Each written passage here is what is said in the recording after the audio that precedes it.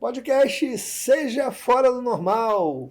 Mais um episódio, hoje com o nosso poeta, setigonista, incrível, organizador de diversas antologias num tempo e espaço-tempo recorde, Renato Lane Chagas. Tem o Chagas também ou foi invenção minha? Não, tem Chagas. Tem o Chagas Renato também. Lane Não, eu Chagas. pensei, falei, caramba, será que eu inventei? Mas o Renato Lane Chagas, e por que eu estou falando isso? Eu não poderia deixar de chamá-lo para estar aqui conosco no podcast Seja Fora do Normal, porque inclusive ele tem um feito incrível. Ele levou para uma galeria de arte, para um espaço de artes, a escrita. Como ele conseguiu isso, daqui a pouco ele vai contar. Mas ele levou para a Casa de Cultura Heloísa Alberto Torres uma exposição que não trazia somente livros, mas toda a imagem, toda a cor, toda a ideia dos livros. E está aqui conosco. E, Renato, por favor, se apresente para o nosso público, se possível de maneira um pouco fora do normal, fique à vontade, conta aí quem é o Renato, né? É difícil, o Renato tem problema sério com câmera, né? O microfone, vamos dizer assim, já acredito que já tenha superado vencido os entraves do microfone. Agora, Renato, vou te contar uma coisa. Esse podcast, o nome dele é Seja Fora do Normal. Então, assim, teve uma vez aqui que uma colega entrevistada, ela falou, eu tenho vergonha, não vou. E aí, no meio, eu falei, faz o seguinte, mexe o cabelo, balança para cá, balança as pernas, faz qualquer coisa. Cara, aqui a câmera, ela é nossa amiga. E o Renato é incrível. Então, Renato, não tem... Aqui o espaço é seu. Imagina, teve uma outra vez também, eu acho que você conhece o seu Luiz Frias. Uhum. O Luiz Frias, ele daqui a pouco vai estar de novo com a gente aqui no podcast Seja Fora do Normal. E assim, eu fazia as perguntas para ele e ele ficava esperando e demorava um pouquinho a falar. Eu falei, seu Luiz Frias, vamos fazer diferente. Ao invés de eu te perguntar alguma coisa, eu vou fazer o seguinte, tudo que eu quiser saber sobre você ou perguntar, eu vou perguntar se você tem uma poesia.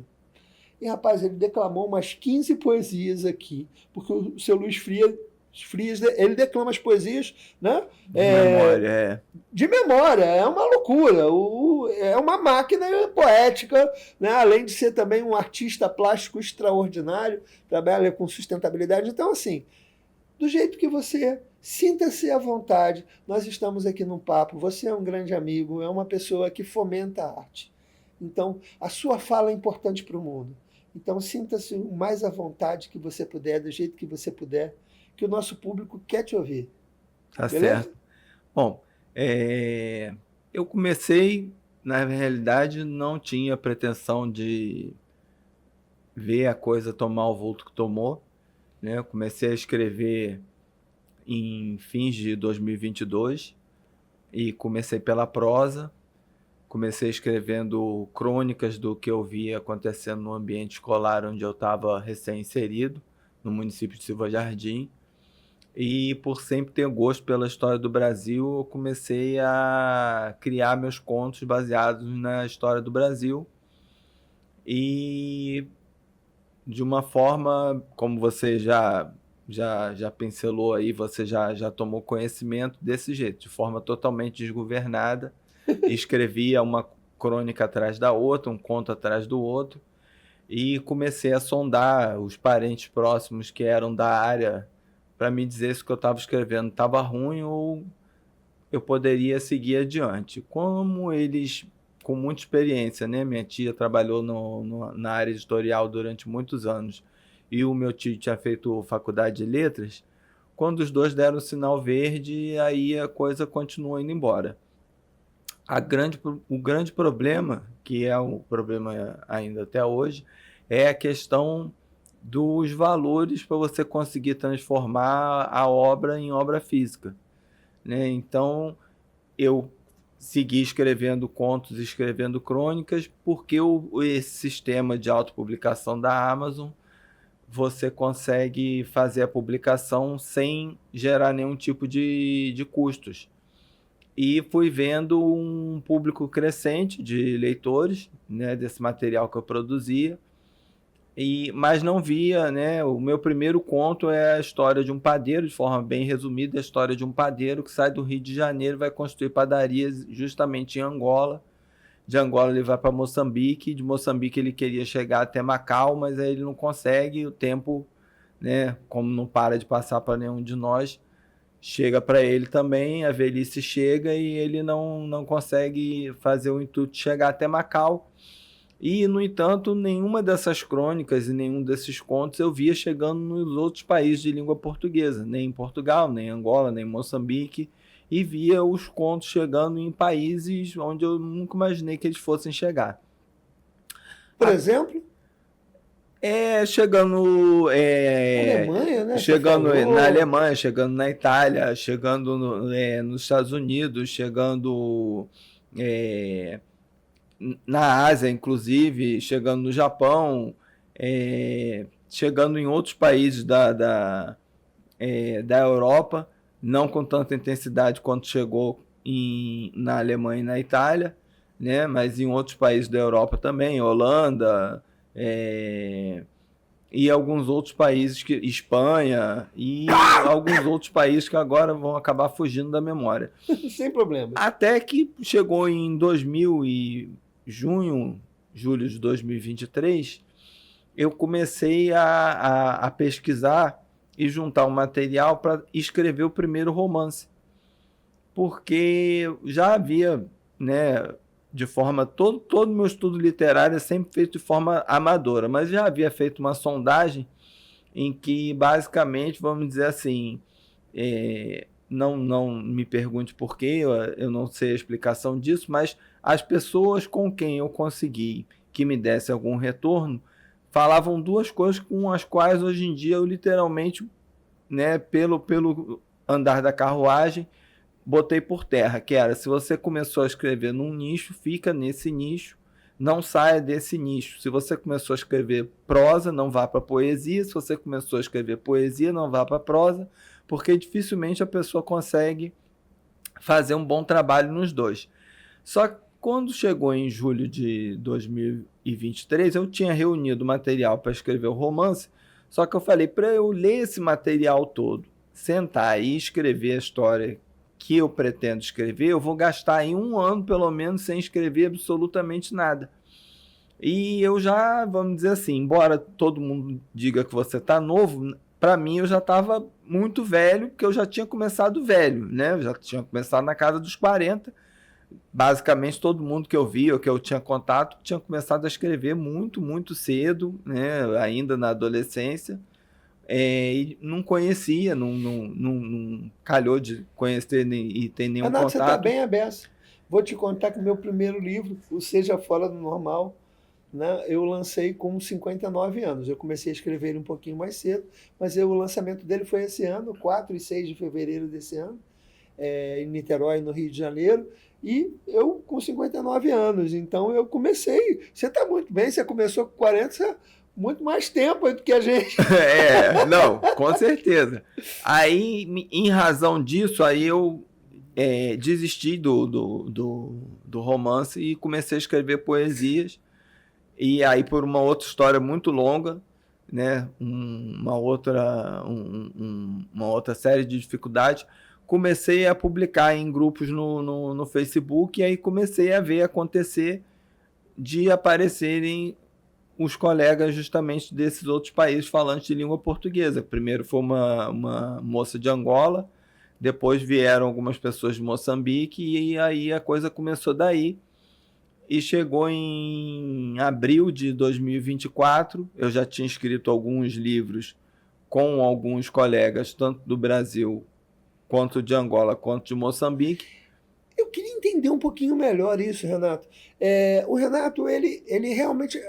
Daqui a pouco a gente vai saber um pouquinho mais sobre isso, e vocês vão ter oportunidade também, a gente vai falar aqui rapidamente, e vai estar aqui no podcast Seja Fora do Normal, né, quem se registrar na parte de texto lá, os links de alguns dos livros do Renato e alguns dos livros que ele organizou enquanto antologia de poetas de vários locais do mundo, principalmente os locais de língua portuguesa.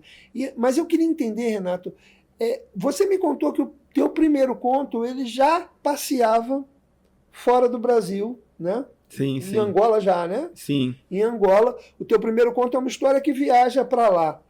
Por que isso? De onde veio essa tua ligação com os outros países de língua Então, portuguesa? dentro daquilo que a gente leu, né? Eu já li vários livros de história, né? A minha família é uma família tipicamente brasileira. Minha bisavó veio imigrante de Portugal. E tem o meu lado paterno, que é um lado, né, que minha bisavó não, minha avó com a irmã e com outros vieram de Alagoas, retirantes de Alagoas, que é a parte negra da família, né, se instalaram no bairro da Glória, no Rio de Janeiro, e então sempre houve muito essa mistura. E eu sempre quis ir além daquilo que a escola mostrava pra gente e oferecia sobre as questões ligadas à história, especialmente em relação à história do Brasil. Desde que eu li um livro de uma norte-americana que veio fazer a tese dela de doutorado no Rio de Janeiro, chamado A Vida dos Escravos no Rio de Janeiro, a própria parte da escravidão, as pinturas do Debré e algumas outras obras nesse sentido, me fizeram sempre ter mais gosto em querer saber mais a respeito disso. E eu sempre fui um leitor que li muitas revistas em quadrinhos. Então, na realidade, vamos dizer assim, os meus contos acabam sendo histórias alternativas de alguma coisa que tem realmente existência dentro da história. Então, esse padeiro, quando ele faz o caminho inverso de sair do Brasil e montar as padarias que ele veio a montar em Angola, ele está baseado numa série de fatores, numa série de pessoas que eu pude ter contato, como, por exemplo, a Zica, do Beleza Natural, montou a rede dela, né? E ela mesma explica que ela fez a parceria com uma pessoa que era muito mais nova que ela, que falou que se ela montasse a empresa dela numa cadeia, feito uma cadeia de fast food, a coisa ia completamente diferente do que se ela abrisse um salão de beleza normalmente.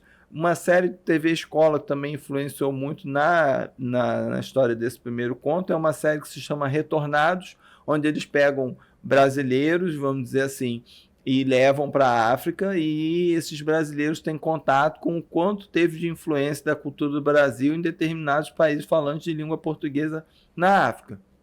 Mas o estopim que deu, vamos dizer assim, fez nascer a ideia da história do João foi ter segurado um dicionário trilingüe de português, inglês e espanhol, né? A minha neta estava para nascer, e quando eu comecei a escrever, na realidade a escrita sempre foi voltada como sendo um presente para eu deixar para os meus netos.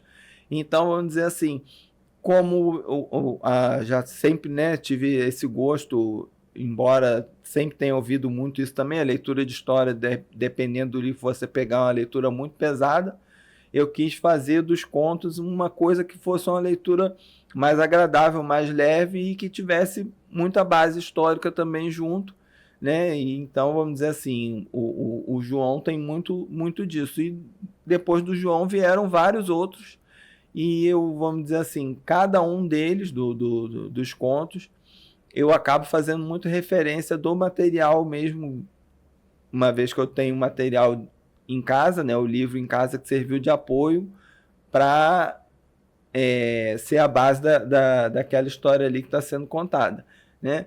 Mas apesar de, vamos dizer assim... Gente, eu vou contar para vocês, leiam a história do João. É incrível, né?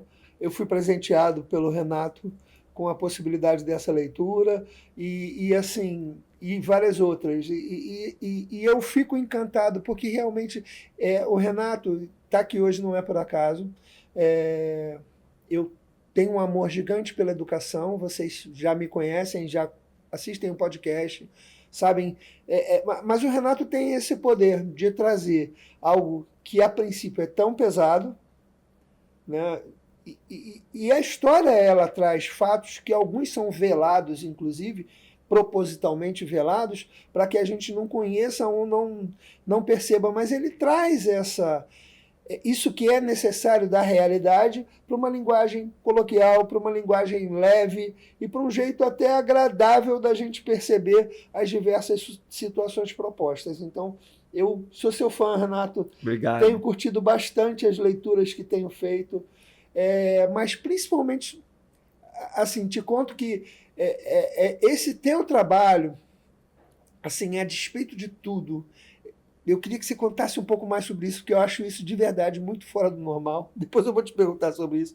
Mas esse teu trabalho, quantas antologias já estão publicadas hoje na Amazon? Bom, do projeto são 28. 28 desse projeto. Isso, desse projeto são 28. De países de língua portuguesa. Isso. Essa desse mês é a 29ª que já está em construção. Que já está em construção. Gente, num período de 3 anos, mais ou menos. Não, menos. Começou em abril de 2024. A gente está em 2025, então... Gente, olha só. Não fizeram 2 anos ainda. Vai publicar na Amazon? Não pode isso, não pode aquilo, não pode colocar a quantidade de autor, não pode não sei o que, não pode não sei o que lá. E o Renato se vira e publica. Ele se vira e publica. E aí um mês tem 30 autores, depois no outro tem 40, depois no outro tem 80, depois no outro tem 100, né? Textos diferentes. E essa pessoa que está aqui, ela faz acontecer com o que tem, com recursos. Às vezes eu viro para ele, Renato, por que você não faz isso assim, assim? Ele, cara, eu tenho aqui o meu equipamento, é o celular, não tem memória. Eu falei, cara, como que você consegue fazer isso tudo? Então, de verdade, eu sou seu fã por esse movimento que você faz na arte, na cultura, na arte literária, né? No movimento literário como um todo, porque, assim, para mim, você movimenta o mundo de verdade. E você está fazendo um trabalho que eu diria que qualquer pessoa ia dizer para você, cara, isso é impossível. E você está aí, está fazendo acontecer. De verdade. Eu, inclusive, já em alguns momentos eu te perguntei, e eu sei que no meio desse trabalho tem dores, porque tem coisas que você gostaria de fazer e não pôde fazer, e tem pessoas que olham de maneira diferente, e a gente acaba ficando calejado com dor, né? Porque recebe como crítica algumas coisas, mas mesmo assim você continua. E muito obrigado, meu amigo, por você continuar. Muito obrigado por você trazer a arte. São mais de 300 moçambicanos e angolanos, e tem uma pessoa de Portugal aí participando dos projetos. Depois o Renato conta melhor, mas eu fico querendo saber, porque eu acho isso incrível, extraordinário. E eu tenho tido contato, por conta desse movimento que ele faz e dos grupos que a gente participa, com essas pessoas, que são incríveis. Graças a esse projeto do Renato, estão tendo voz no Brasil e no mundo. Renato, cara, eu não tenho palavras para te falar sobre isso, mas como você consegue? De onde você tira força para fazer isso, meu irmão? Eu acho que da onde todos nós tiramos, né? Eu brinco que a gente é contaminado aí por um vírus desse que só vai embora a hora que a gente vai embora, literalmente, né? Você não... É igual você está falando, a gente não... dificilmente tem oportunidade de trabalhar como gostaria, né? Dificilmente tem oportunidade de ler o que seria necessário para refinar mais ainda, para lapidar mais ainda aquilo que a gente faz, né? Cada mês, né, eu digo, vamos dizer assim, parece que vai ser o último mês, porque você começa a ver um movimento de saída das pessoas que, vamos dizer assim, eu já tenho que me conformar que isso é uma coisa que vai acontecer naturalmente, né? Tem aqueles que olham e não botam fé, porque parece que, vamos dizer assim, na falta do material físico, não entende que o material, mesmo não sendo físico, não deixa de ser um material de arte literária, né? E dá né, essa trabalheira, igual você está falando, né? A gente tem que negociar de todos os lados, porque você é um tempo que você deixa de estar com a sua família, de estar atendendo os seus para poder fazer. Eu digo que hoje em dia, vamos dizer assim, mesmo as ferramentas sendo precárias, você já consegue deixar cada um dos participantes, pelo menos, se não feliz, mas satisfeito, que você consegue deixar a poesia da forma que a pessoa te enviou, né? Você já não faz aquela coisa padronização e deixa todo mundo por igual, né? Um exemplo simples, tem poetas que escrevem o seu texto como um texto inteiro, sem espaço de estrofe, já tem aqueles que escrevem com espaço de estrofe, já tem os colegas que vêm com meu Deus, me fugiu da memória. Não, me fugiu da memória o tipo de poesia que o William tá sempre declamando Cordel. nos saraus. Não, Cordel é do Zé Salvador. Ah, tá. Que é uma poesia antiga também, o soneto. O soneto, porque o soneto tem toda uma diagramação diferente, né? Você não pode juntar o soneto todo num texto só, senão a leitura já não funciona da mesma visualmente já se perde muito, né? Mas vamos dizer assim, ao mesmo tempo do jeito que você está falando, aparece aquelas pessoas que, vamos dizer assim, falam, poxa, eu nunca nem participei de nenhum livro, não imaginei que fosse ter a possibilidade de participar de participar de mais de de participar de um livro, vendo tantas poesias diferentes, de tantas pessoas, de tantos locais diferentes, e aí isso aí acaba, né, dando energia para no mês seguinte você querer fazer o próximo, né? Então, esse ano ainda, vamos dizer assim, para arrematar e fechar um ano diferente do que foi o ano passado, por exemplo, eu já joguei a incumbência do próximo livro para 2 colegas de Angola e o último, que se Deus quiser vai sair esse ano, para o irmão mais novo, que ele diz que é meu irmão mais novo lá de Moçambique, né? E eu digo que, vamos dizer assim, a arte literária acaba fazendo você ter uma série de privilégios que você jamais imaginou ter, porque, vamos dizer assim, eu não me vejo como sendo alguém que entende nada, coisa nenhuma de poesia, porque se perguntar o tipo diferente de rima, eu não vou saber dizer ou tentar escrever em tipos diferentes de rima. Quando eu fui tentar estudar poesia para ver se eu ia seguir escrevendo soneto ou escrevendo algum outro gênero, eu desisti, porque eu falei, não vai sair poesia nenhuma se eu tentar escrever dessa forma. As poesias começaram a sair sem nenhum tipo de métrica, de espaço entre os versos, nada, e a coisa foi acontecendo, né? Aí eu vou aproveitar o gancho da poesia, porque a poesia virou... Hoje em dia eu brinco com as pessoas que hoje em dia eu falo assim, eu sou apaixonado pelos contos, amo as crônicas, mas hoje em dia eu só escrevo poesia e só escrevo estudo. Os estudos essas orelhadas que eu dou de, vamos dizer assim, se for passar por um crivo de universidade, alguma coisa, provavelmente todos eles não vão passar, vão dizer, se nada disso presta, volta sempre, estuda tudo de novo. Ou será referência para eles, amigo. Não subestime o seu trabalho. O seu trabalho é incrível. O seu trabalho é incrível.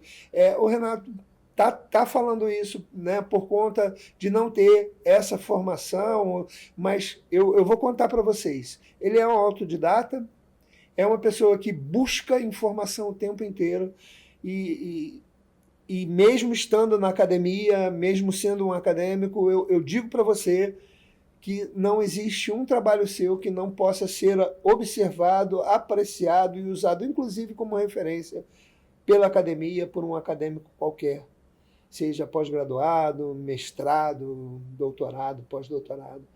Não subestime o seu trabalho. E o trabalho que vem das bases, do povo, ele não pode ser desprezado. E o que você promove para o mundo, para as pessoas, trazendo voz a qualquer pessoa, seja ela um expert na sua área, ou seja ela uma pessoa que fez o seu primeiro verso ou a sua primeira tentativa no dia de hoje, é incrível, meu irmão. é incrível. Por favor, continue. O mundo precisa de você. Eu fico feliz, obrigado. Aí, vou pegar o gancho, né? Então, na realidade, o que acontecia? Quando eu comecei a escrever as poesias, os familiares brincavam e riam muito, porque toda vez que eu ia falar alguma poesia que eu tinha escrito, mal eu terminava, ou no meio da poesia ainda, eu já me emocionava e começava a chorar, porque já viam meus netos na lembrança, na mente, e tudo que, vamos dizer assim, para mim estava representando aquilo que eu estava fazendo por eles, né, para eles mesmo, como forma de estar podendo presenteá-los, né? E aí eu mesmo resolvi que eu teria que encontrar alguma forma de me adestrar nesse sentido, né? E por uma outra história muito grande, acabou de eu vendo o nosso amigo comum, Pedro Garrido, no Facebook, num sarau virtual. E aí foi a primeira vez que eu ouvi falar na Casa de Cultura Heloísa Alberto Torres. Aí procurei no Google, tinha lá um número. Quem me atendeu no primeiro contato que eu fiz foi o gestor da casa, o Alan Mota. Perguntou se eu poderia ir lá para conversar com ele. Aí eu fui lá, conversei com ele. Isso foi em fevereiro desse ano, e aí ele propôs, olha, aí eu contei para ele que eu escrevia o quanto eu escrevi, já tinha escrito, mas aí mencionei, né, já no final da conversa, o projeto que eu tinha, escrevendo com brasileiros e com os africanos. E aí ele se interessou. E aí ele me ofereceu a montagem da exposição, né? A exposição Palavras Sem Fronteiras, teve lá em agosto, né? De 5 a 20 de agosto, na Casa de Cultura Luiz Alberto Torres.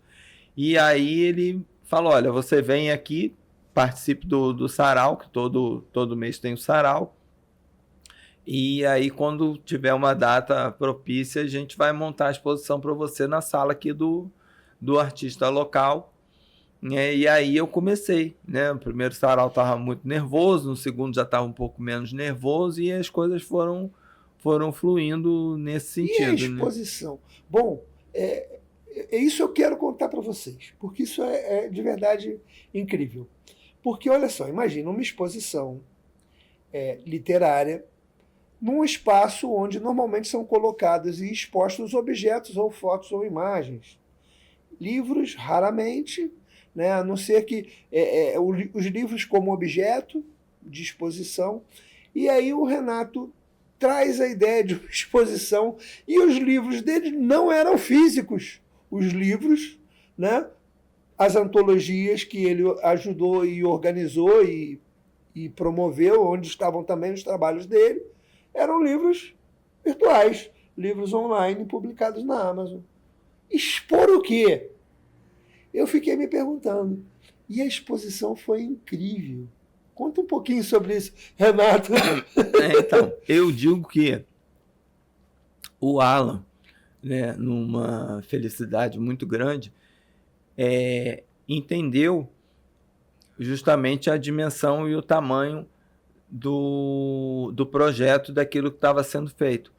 Porque, na realidade, cada uma das imagens que foram apresentadas ali na exposição... Eu vou contar. É isso que eu queria que ele contasse, é porque ele transformou todas as obras, elas passaram a ter uma imagem representando que, na maioria das vezes, a capa do trabalho, né, que é feita de maneira democrática, né, com a colaboração de várias pessoas. Então, o que foi exposto para que se pudesse contar a história de toda essa obra literária foram as super originais e lindas capas das antologias, não é isso, Renato? Isso, é porque esse projeto, quando começou, eu recebi o convite de uma pessoa que é dona de uma revista literária de São Paulo, que é uma revista eletrônica também, uma revista que ela não sai física, o Ulisses. E aí eu comecei, né, como fosse um freelancer, a enviar alguns artigos para ele, né? Até o meu primeiro artigo que saiu na revista foi justamente um estudo onde eu comecei a escrever né, a minha visão, tentando explicar o que era poesia, né, o embasamento para se escrever uma poesia, o que levava uma pessoa a escrever poesia. E aí, a partir disso, ele me convidou para participar de uma coletânea que estava sendo organizada por ele, junto com um outro colega que era poeta e que também era um artista gráfico, que se chama Itamar Rotter, que também é de São Paulo. Ele falou: olha, eu acho que o Itamar vai gostar de participar desse projeto seu, né? Só pelo que eu andei vendo aqui, pelas poesias que eu andei lendo. E foi exatamente o que aconteceu. O Itamar é o artista responsável pela maioria das capas que foram apresentadas na exposição Palavras Sem Fronteiras, né? Teve a maior parte das obras do Itamar Rotter, tiveram algumas obras de uma moça que estava estagiando com ele, que se chama Heloísa Aparecida Rocha, e teve uma imagem do nosso colega que participa do Sarau também, que também é um artista gráfico, o Evandro Lessa, né, que fez até a imagem que virou a capa do primeiro livro desse ano, né, a antologia que o tema foi o amor.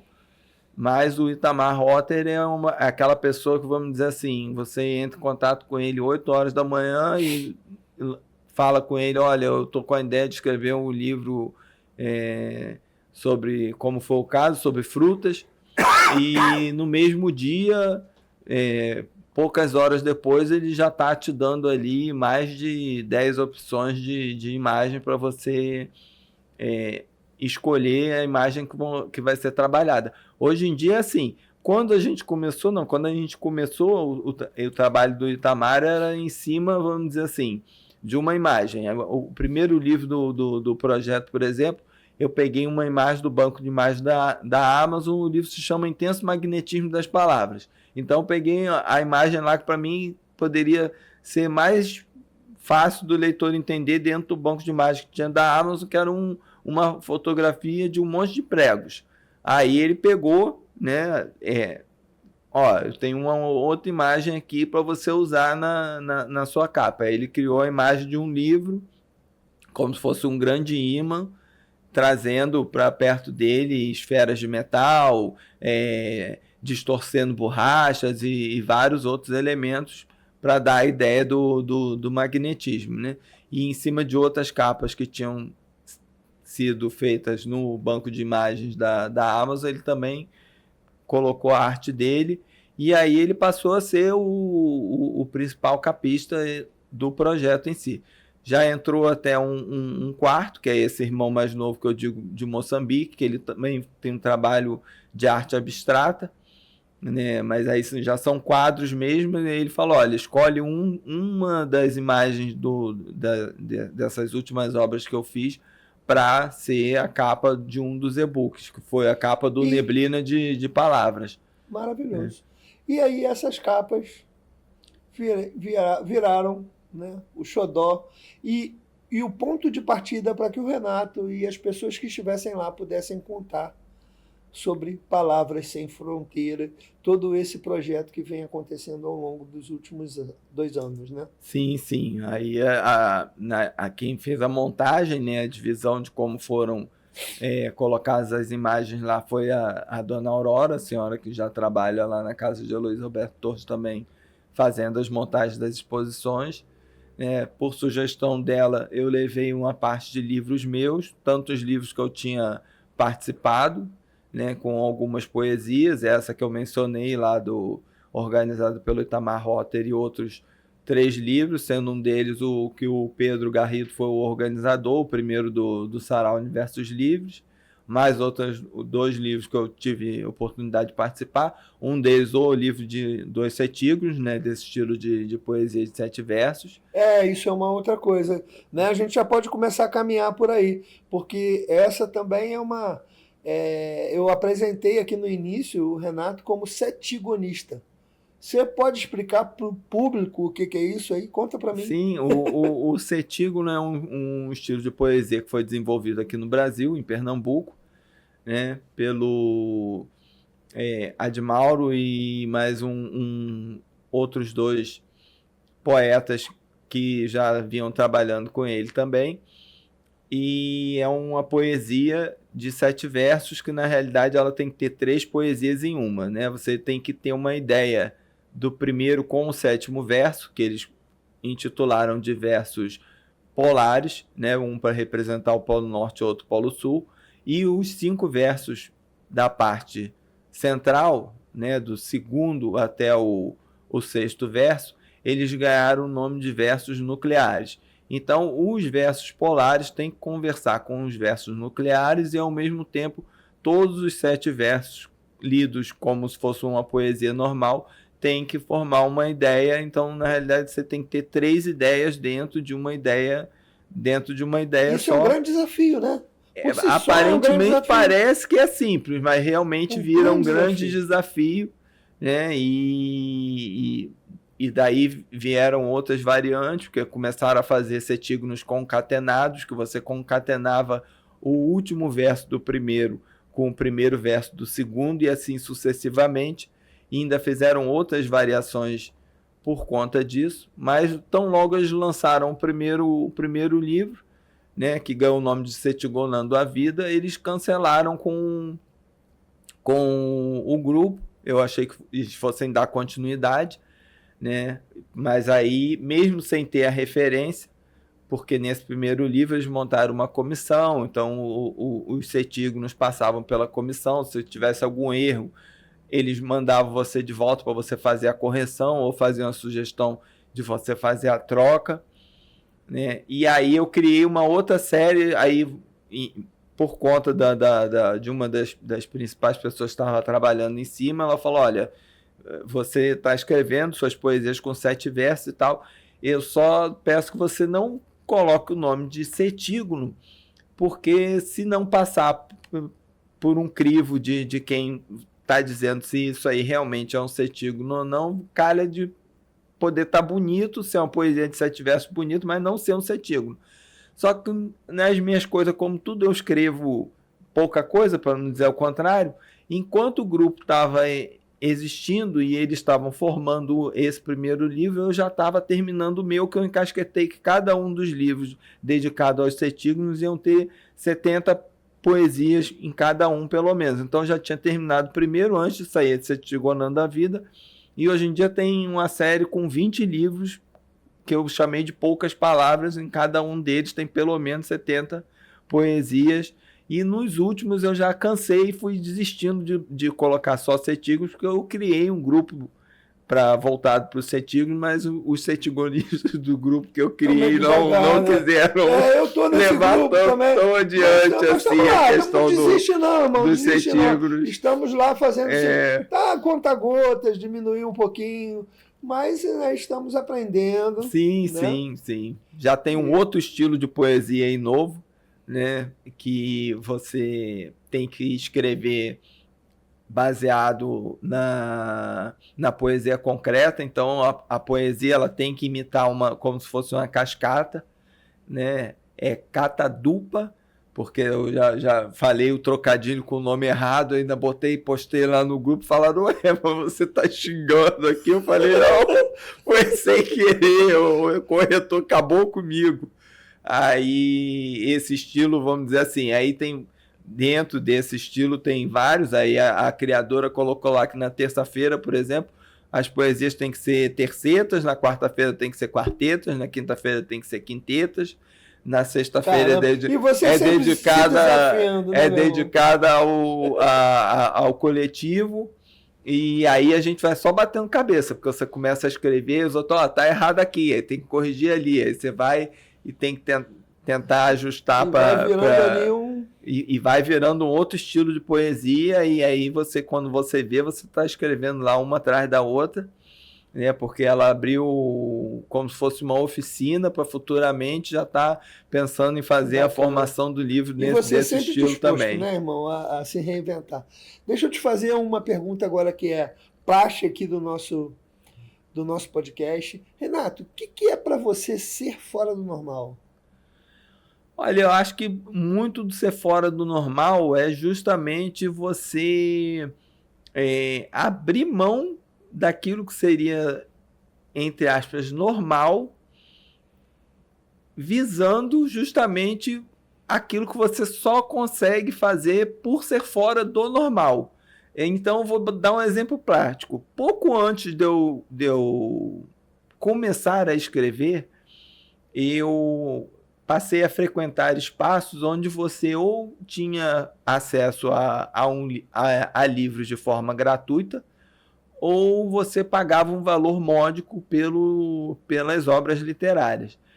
E eu passei a fazer aquisição de muitas obras, sem necessariamente saber quando eu iria poder parar para ler essas obras, né? Mas por conta de fazer a aquisição dessas obras de forma totalmente anormal e ver a família falando, olha, você tá parecendo um desses acumulador compulsivo, juntando um monte de livro que você não vai ter nem tempo para ler, não sei por que você continuou pegando livro, juntando livro, em vez de se desfazer disso.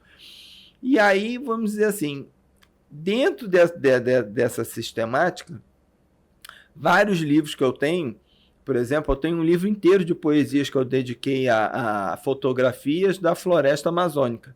Então, vamos dizer assim, porque chegou uma época que eu comecei a ver as pessoas postando dentro desses grupos no Facebook, fazendo tanta postagem, com tanta referência à imagem e com tão pouca coisa escrita, que eu falei, eu vou começar a fazer o caminho inverso, eu vou começar a olhar para a fotografia e vou começar a escrever a poesia em cima daquilo que eu estou observando naquela fotografia ali.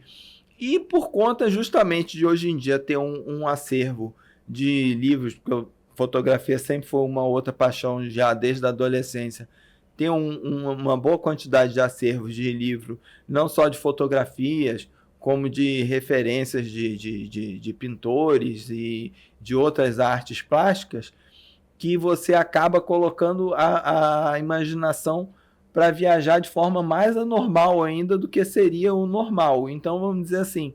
Tá, você me atrapalhou todo agora, mas eu digo assim, né, vamos dizer assim, para uma pessoa que vive da arte literária, né, pegando o gancho que você está falando do seja fora do normal, você não teria tanta necessidade, entre aspas, de estar tão voltado para a arte visual, né? Só que vamos dizer assim, o ter a possibilidade de ter tanto contato com a arte visual acaba sendo inserida de forma muito positiva na arte literária também. Entendeu? Então, por exemplo, só para exemplificar, esse irmão mais novo lá de Moçambique, ele é arquiteto, fotógrafo, pintor e por aí vai. E a gente para e conversa várias coisas e vamos dizer assim, sem que eu fique me sentindo um peixe fora d'água, justamente por ampliar o leque totalmente anormal dentro do que seria se eu tivesse voltado só para a arte literária. Muito legal, bacana. Obrigado. Você conseguiu dar um nó no que eu achava que era fora do normal, mas tá tudo bem. Tá tudo bem, tá bem legal. E, pessoal, é incrível. É esse poder da gente olhar diferente, da gente falar e se permitir, né? Que é muito bacana e que a gente traz aqui para o podcast. Renato, qual foi o seu melhor erro? Olha, eu acho que o meu melhor erro foi justamente quando eu escrevi o João, eu enviei o João para uma editora. E aí, óbvio, né? Eu não tinha dinheiro para fazer a obra acontecer. Eu fui bater na porta de quem tinha dinheiro e a pessoa que tinha dinheiro falou assim, não, olha, não vou financiar porque isso aí vai ficar encalhado, você está dando uma de bobo. E aí eu fiquei meio sem saber o que fazer, né? Mas eu digo, vamos dizer assim, eu estava numa vontade tão grande de escrever e estava tão disposto a escrever e literalmente me meti na conversa alheia que uma tia minha apontou o dedo para mim e falou, não aceito você desistir assim de cara, você tem que conhecer e procurar como é que faz com outros escritores, como é que faz, não aceito isso, porque você não tem dinheiro, você vai ficar sem fazer. E aí eu falei, mas como? Escritor, não, a gente não conhece escritor assim como quem vai na esquina, vai no bar da esquina e pergunta, tem alguém que é escritor aí para me dizer como é que faz, como é que é o caminho das pedras? E aí no primeiro vídeo da primeira pessoa que apareceu ali no Google, aí ela já passou as informações básicas. Ó, você tem vontade de escrever e quer publicar e tal, aí me apresentou o sistema de autopublicação da Amazon, né? E aí foi uma outra montanha para conseguir fazer a conta, para poder fazer o sistema te dar direito a você se autopublicar. E aí eu brinco que a Amazon era tão bagunçada que eu não sei nem como é que eu não fui um dos fundadores da Amazon, porque você simplesmente, vamos dizer assim, quando eu vi, eu publicava desde uma crônica que tinha 4 páginas até alguma coisa que tinha 400 páginas, sem ninguém perguntar para mim se o texto estava bonito, se estava feio, se a diagramação estava certa, se a diagramação estava errada, e ali foi embora. E aí, vamos dizer assim, eu comecei a vir comentários nesse sentido, né? Teve um italiano que falou assim, nossa, como é que a pessoa se presta a publicar? Eu até acredito que ele teve boa vontade, mas isso aqui tá tudo, o texto tá todo errado, tá tudo feio isso aqui, vamos dizer assim, não era nem para ele publicar um negócio desse. Aí já outras pessoas vinham com outra coisa completamente diferente, o pessoal falava assim, nossa, mas esse sujeito é tão maluco, já escreveu tanta coisa em tão pouco tempo, que é óbvio que eu não tinha como ajustar o texto, como ajustar nada, acho que só dele escrever isso tudo que ele escreveu no tempo que ele escreveu, eu já gostei do que eu parei para ler aqui, porque é muita coisa em muito pouco tempo, né? Então, vamos dizer assim, isso é uma outra coisa que é totalmente fora do normal, vamos dizer assim, os familiares, a primeira coisa que eles falam é, cara, você é muito maluco, porque você não para, o troço não para, você vai parar que horas? Vai né? Vai não, sem contar esgotar isso às vezes, quando? Meu amigo Renato, a gente conversa às vezes às 4 horas da madrugada. É a hora que eu acordo, né? 4h30 da manhã, todo dia eu acordo, né? E o pessoal lá da África ainda tá tudo acordado, às 4 horas da madrugada, me perguntando alguma coisa. O que você já acordou já? Aí eu já acho que tá todo mundo em bala acordado, né? Porque eu também tô lá, né? De alguma maneira. Aí eu acho que já tá tudo acordado. Você é um daqueles, vamos dizer assim, eu vou te ser bem sincero. Quando eu comecei a frequentar o sarau, que eu sou muito ruim de apostar e acertar, né? As pessoas que eu olhei e falei assim, não, essas pessoas vão embarcar no projeto e tal, vão gostar, vai vir um livro, vai querer participar de um livro, nenhuma delas. Aí veio você, veio o Evandro Lessa, veio aqueles que eu falei assim, pô, os caras vão querer saber do negócio desse nunca. Falei, o Sérgio Bela tá aí com o livro dele, vai querer saber de e-book, nada. Ele vai falar assim, não leva, não, obrigado, mas eu já tenho meu material físico aqui, esse negócio de e-book, né, eu falei assim, de repente ele vai ser um daqueles que vai falar assim, poxa, cara, é bonito e tal, mas, poxa, é e-book, cara, e-book não é a mesma coisa que um livro físico, então o e-book tem o seu poder. Não vou muito por aí, não. Quando você estiver fazendo material... Já no 8º, né? 8º por aí, quando você tiver um material físico, aí de repente a gente conversa. Aí eu falei assim, não adianta não, eu pra aposta sou a negação mesmo. Vai tudo errado mesmo. É isso. E estou na 8ª antologia já com o Renato e eu acho que enquanto ele manter essa proposta, eu estarei junto. E agora a gente tem um novo desafio, né, Renato? Trazer mais países de língua portuguesa para o projeto. Sim, Nós queremos mais escritores. Sim. Você, ouvinte, que conhece algum país, alguma pessoa de algum país que quer escrever, quer trazer a sua mensagem para o mundo em forma de poesia, seja lá a forma que for, apresenta para o Renato, apresenta para a gente aqui, porque a gente quer que esse projeto tenha, além de Moçambique, Angola, Portugal e Brasil, mais alguns já tive contato, né, com colegas de Cabo Verde, mas que ele caiu, né, nessa coisa que eu falei, quando ele falou, é e-book, aí ele desistiu. Já tive possibilidade de tentar contato com outros colegas da Guiné e também que você não foi. Como que eu vou? Porque de vez em quando alguém começa a bater com o meu amigo aqui e fala assim, mas por que não fazer um físico? Aí ele vem de maneira muito sutil e fala assim, você sabe quanto custa para enviar pelo correio para Moçambique, para Angola? Então assim, eu ia ter que parar antes de começar. Então vamos no virtual, que é possível fazer. Chega no mundo inteiro. Chega na Alemanha, chega na Polônia, chega na União Soviética, chega lá na União Soviética, nem existe mais, né? Estou falando aqui. Chega na Rússia, chega no país que eu não sei nem falar o nome. Mas chega. Chega. E vamos a isso. Vamos a isso, por que não? Chega. E a tecnologia está aí, é um caminho também. Então, o preconceito é para a gente descaracterizar e tirar ele da forma. Né? Deixa o preconceito para lá e vamos seguir. Não, sim. E vamos tornar esse projeto ainda maior. E isso que você está falando é exatamente uma das coisas que mais me fez não desistir desse formato. Porque quando eu estava publicando as poesias no Facebook, eu vi, literalmente, vamos dizer assim, que eu não vou esquecer desse dia, eu estava na sala de aula no município de Silva Jardim, e eu vi uma das poesias, e a poesia tinha... Aí eu já estava naquela vertente maluca de publicar poesia em outros idiomas, e aí eu me abro lá o Facebook e vejo que uma pessoa tinha lido logo ali de Coxim. Aí eu fui procurar onde é que era Coxim. Aí vi que o sujeito era lá da Índia. E aí a gente começou a trocar ideia...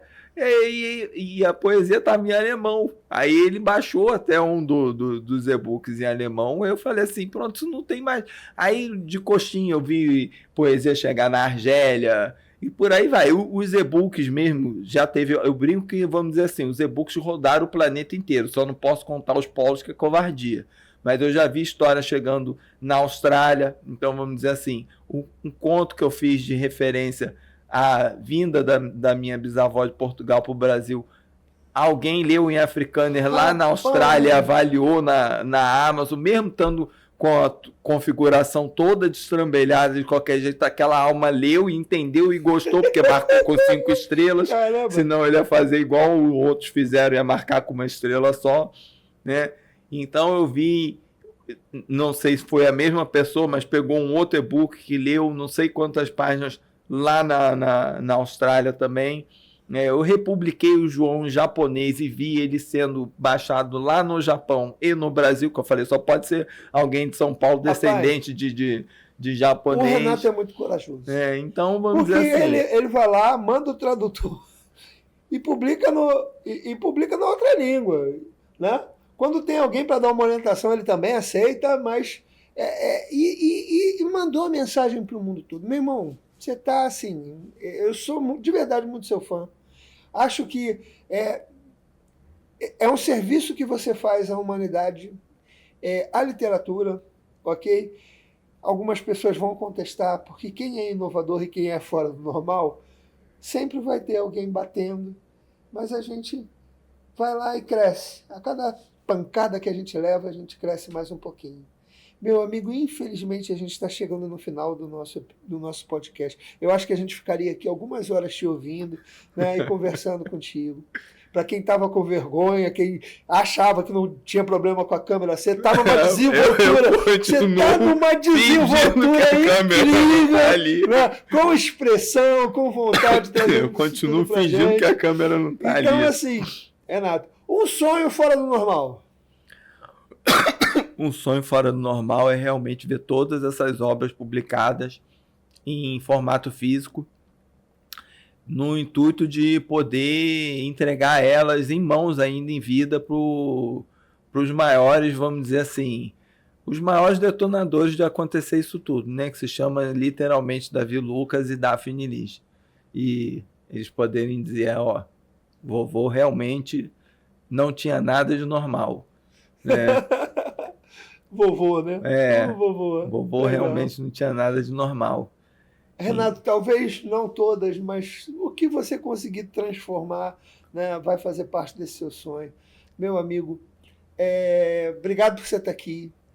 Eu agradeço a oportunidade, o convite. Suas considerações finais, conta para o nosso público aí. Eu agradeço, né, estar aqui nesse espaço, né, o convite feito pelo Márcio Serbella, né, ser mais um dos colegas do Sarau que está aqui. Eu convido a todos que quiserem participar desse projeto, né, o convite está em aberto. É um projeto que eu digo só vai avante, chegou avante justamente por terem todas as participações voluntárias e gratuitas para todos, né? Os artistas aqui citados, responsáveis pelos trabalhos de capa, sempre fizeram seus trabalhos também de forma voluntária e gratuita. que eu acredito que é um dos motivadores, assim, um dos maiores incentivadores desse projeto ter chegado até onde ele chegou, né? E a poesia é o que eu costumo dizer hoje em dia, ela é realmente uma coisa assim, é uma forma de você condensar pensamentos num menor espaço possível, né? Tem pessoas que têm essa capacidade em 4 versos, tem pessoas que fazem nos 7 versos dos Cetígonos, tem outras pessoas que demandam mais uma outra quantidade maior de versos, mas ela passa uma mensagem que a prosa demanda mais tempo da pessoa para ler e absorver, nunca vai deixar de ter o valor que tem, mas a gente sabe que hoje em dia as pessoas não têm tido mais, infelizmente, a mesma disponibilidade de tempo, nem a mesma paciência que tinham para sentar e ler um livro como deveria ser o normal, né? Eu digo isso muito por conta do que a gente vê no ambiente escolar. Então, eu acredito que a poesia sirva para destravar até isso também, fazer o caminho inverso. Se você colocar a poesia para o uso cotidiano escolar, ela tem o poder de levar a curiosidade automaticamente de quem estiver lendo ela a buscar alguma outra referência na prosa e começar a sua caminhada de leitor, né? Que eu costumo dizer que todo escritor nunca vai deixar de ser fundamentalmente um leitor também. Obrigado pela oportunidade, pela participação. Seus contatos, como que a gente faz contato contigo? Se alguém aí de outro país de língua portuguesa ou alguém de outro país que não fale língua portuguesa na sua maioria, mas que queira participar do projeto também, meu Facebook é Renato Lane Chagas mesmo, né? E aí você pode me mandar uma mensagem lá pelo Messenger, até a gente chegar na troca do contato dos números do WhatsApp.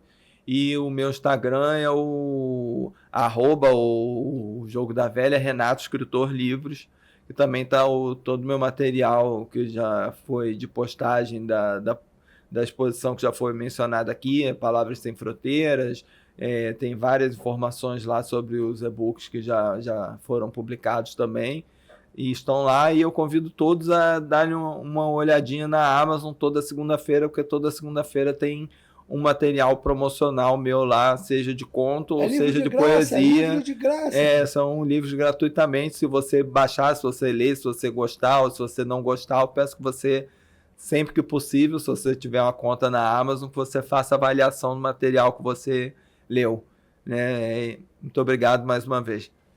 Renato, muito obrigado pela tua presença aqui. Estivemos aqui com o Renato Lane Chagas, esse poeta incrível, esse autor incrível. E é isso, podcast Seja Fora do Normal, mais um episódio. Se registra, comenta, compartilha, divide com o mundo e quem sabe daqui a pouco você está aqui conosco também. Podcast Seja Fora do Normal, ainda é hora de assistir. Vem!